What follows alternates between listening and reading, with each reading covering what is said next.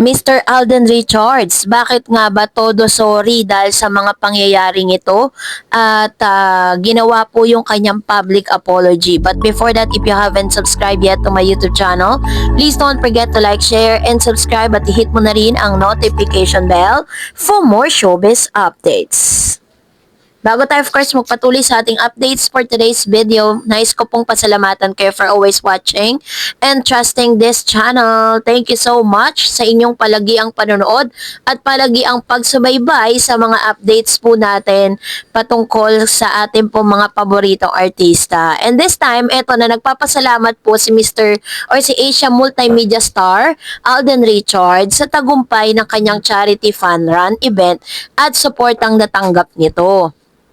Grateful si Asia Multimedia Star Alden Richards sa tagumpay at suportang natanggap ng inorganisa nilang fun run event na Lights, Camera, Run Takbo para sa pelikulang Pilipino. Ginanap ang naturang fun run noong kahapon Linggo, May 11 na dinaluhan ng maraming runners kabilang ang ilang mga celebrity. At sa naturang fun run ay inorginasa ng Movie Workers Welfare Foundation Incorporated or MOWEL Fund at ng Myriad Corporation ni Alden para matulungan ang mga marginalized Filipino film workers. No, ito po kasi yung pinakatalagang main reason kung bakit niya rin to ginagawa. Ang naturang fun run ay inorganisa ng Movie Workers Welfare Foundation or MOWEL Fund. Dumalo rin sa naturang event ng MOWEL Fund board members na sina Mrs. Boots Anson Roa Rodrigo at Miss Gina Alahar, Miss Rex Cortez at Kapuso Primetime King Ding Dong Dantes. Present din sa naturang event sina GMA Network Senior Vice President Attorney Annette Gozon Valdez at Sparkle First Vice President Miss Joy Marcelo. Sa katunayan, nag-donate pa ang Sparkle GMA Artist Center ng 100,000 sa Lights Camera Run charity event. Sa speech ni Alden pagkatapos ng mismong fun run ay pinasalamatan ng Kapuso actor ang lahat ng mga dumalo at nakitakbo. Pinasalamatan din niya ang ilan sa mga sponsors kabilang na ang BDO kung saan galing sa kanila ang 438 na runners sa naturang fun run. Pinasalamatan din ng aktor ang kaibigan at mga kapwa celebrity na dumalo sa event. Sa lahat po ng mga celebrity friends natin na nandito ngayon, thank you so much for being here, for participating itong si Martin Javier, palong-palo kanina. But anyway, sobrang grateful po kaming lahat, most especially sa Myriad Entertainment Corporation of course, sa MOWEL Fund, and definitely of course our partner organizer of course sa Green Media Management for everyone participation today, pagpapatuloy ng aktor. Anya, marami mang pinagdadaanan ng mga hadlang para maorganisa ng maayos ang naturang event, masaya naman sila sa naging success nito. Pag-amin ni Alden, actually this is the first time for my company to mount a fun run, but I think this is one will definitely be the last, so marami po kayong fun run na aasahan sa amin, sabi niya.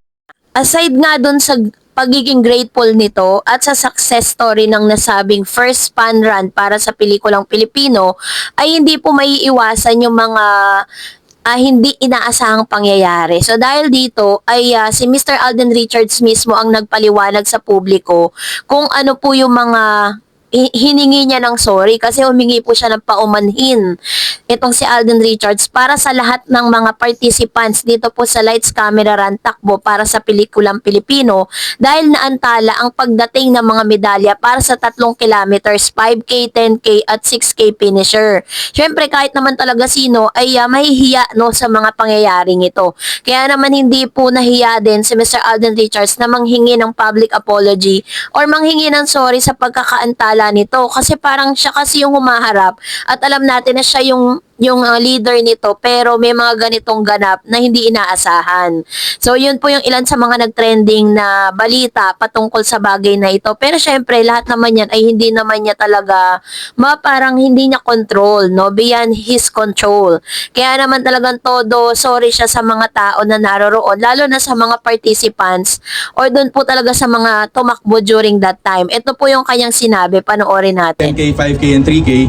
On the way pa lang po yung finisher medal. So if not, pag umabot siya, mabibigay po namin siya today sa inyong lahat in person or kiss na lang. Grabe naman yun, ma'am.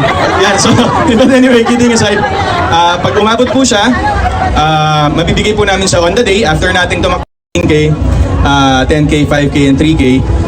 On the way pa lang po yung natin, finisher medal. So if not, pag umabot siya, mabibigay po namin siya today sa inyong lahat in person or kiss na lang. Grabe naman yun, ma'am. Yan, so, but anyway, kidding aside, pag umabot po siya, mabibigay po namin siya on the day after nating tumakbo 10K, 10K, 5K, and 3K. On the way pa lang po yung natin, finisher medal. So if not, pag umabot siya, mabibigay po namin siya today sa inyong lahat in person or kiss na lang. Grabe naman yun, ma'am. Yan, so, but anyway, kidding aside, pag umabot po siya, mabibigay po namin siya on the day after nating tumakbo. At ngayon naman, harito ang ilan sa mga komento reaction po ninyo patungkol naman sa ating latest updates. Marami kasi mga nag-react patungkol po dun sa pangbabash dito kay Mr. Alden Richards matapos lumabas ang ilan sa mga viral photos ni Mr. Alden. Unahin natin si Gloriosa. Sabi niya, padding yun ang sama nyo. Huwag nyong siraan si Alden. Sobra kayo mahal ni Kat si Alden. Kaya ang sabi ni Kat, wala siyang pake sa sasabihin ng mga tao. Paglalaban niya si Alden, ang pagmamahalan nila ni Alden ay paglalaban ni Kat, wala siyang pake. Ayan. Ito po yung kanyang comments, And then another one, sabi ni Miss Annabel Garde, Diyos ko naman, basihan ba yun? Kung nagkaganyan ba, bumakat, bading na, hindi naman basihan yan. Pag nag-cycling ka talaga sa haba ng upo mo, may tendency talaga na magkakaganyan. Baka kabababa lang niya tapos may nagpa-picture kaya nagkaganon. Grabe talaga tong mga bashers, no? Totoo yan, Kasi parang ang laki-laki ng balita na to kahit hindi naman. 'Di ba? Parang ang big deal. Pero kay Alden, deadma lang siya dun. Kung makikita natin yung reaction ni Alden, matatawa lang talaga siya sa mga ganito. Pero, ang dami kasi mga bashers ni Alden Richards sa pumuputak sa ex Sabi ni Miss Glorioso, padding yun, ang sama niya, huwag niyo siraan si Alden. Sobrang yun. Ito yung sinabi niya kanina, At makikita niyo po lalo na sa thread, talagang ang dami po mga bashers ni Alden doon. Talagang pinagtatawanan siya. Malala talaga yung mga komento nila doon. Kaya nga inihatid ko sa inyo para at least kung dumaan man yan sa news feeds nyo, pwede nyong ipagtanggol si Alden patungkol sa mga bagay na yan. Kasi parang hindi naman niya deserve na mabash dahil maganda naman yung intention niya sa mga ginagawa niya, diba? So yun po yung pinopoint out natin dyan. Sabi ni Miss Herminia, pero ako Miss Dars, ang gusto ko para kay Kat si Alden kasi ang lahat na kay Alden ugali. Gustong-gusto kong ugali ni Alden. Pero di ko alam kung minsan nag-aalangan ako kaya si Lord na lang ang bahala, Miss Dars. Basta Kat din ako, Miss Dars. Like kung sinasabi sa inyo, 'di ba? Ang makakapag-decide niyan ay walang iba kundi si Miss Catherine Bernardo, no? Siya po talaga yung pinaka-deciding factor. Kung sino ba talaga yung niya, yung pipiliin niya sa dami ng mga manliligaw niya. And then sabi ni Miss Alice Calisin, inggit lang yung mga nambabash dyan, baka mga mga bashers kasi di matanggap na baka mas dako si Alden kumpara sa kanila. Ibig sabihin, mayaman pa din si Alden sa hinaharap. Very true. Another one.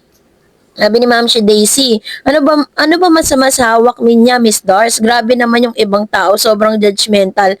Mga inggit lang yung mga batch. Hayaan na lang sila, Miss Dars. Mabuting tao si Alden, kaya di niya deserve yung bad comments na yan, which is true. Ito po, naniniwala ako sa sinasabi ni Ma'am Chin. Sabi ni Ma'am si Raquel, grabe naman yung mga tao niyan, puro kabastusan ng iniisip. Walang problema kay Alden, sila ang may problema. True. Matinong lalaki si Alden, kung ibang artista nga, hindi yung matino ng tao, ayaw nyo. Basta Alden kami all the way. Ito naman yung very supportive na talagang kahit ano mangyari, talagang hindi mawi-wave yung kanilang belief.